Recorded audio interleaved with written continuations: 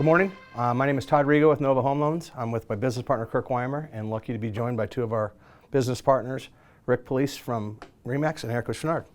So, in this ever-changing market, what are the key things that your questions, that concerns that you're hearing from buyers and sellers, I guess? One of the biggest questions I get, no matter where I go, is when is the market going to crash?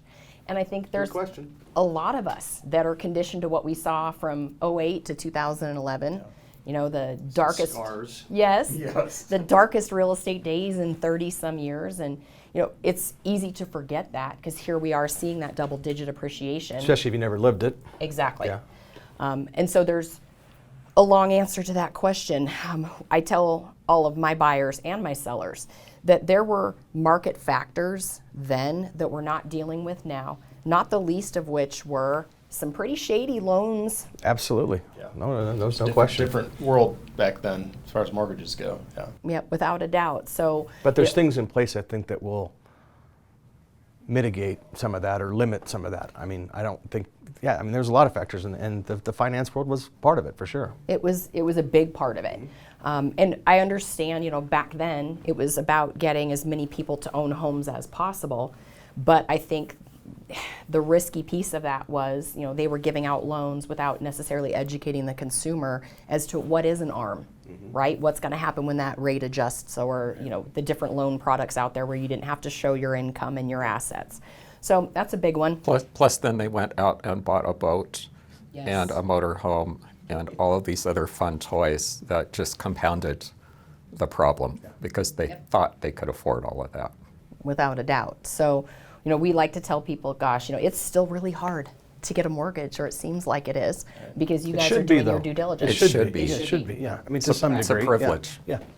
And then when you look at the other factors that are a little more in our lane, is one of the reasons why there's not enough supply for the demand is there's a lot of people that want to live in the Metro Denver area for a lot of reasons. It used to be a secret, and we have, you know, 4 seasons here, and the weather's great. It's a great place to raise kids if that's what you want, at the outdoor lifestyle, etc.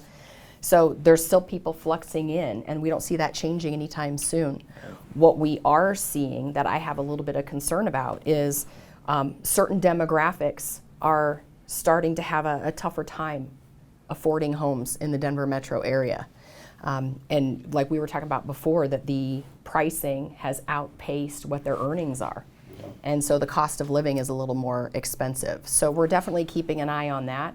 It's that tenuous balance between, you know, companies bringing in employees and people wanting that lifestyle of living here, but then what is the affordability? So I temper the enthusiasm with don't worry about it, with just, hey, let's keep an eye on these factors. No, but again, 2 things I think about is '08, that period of time was tough.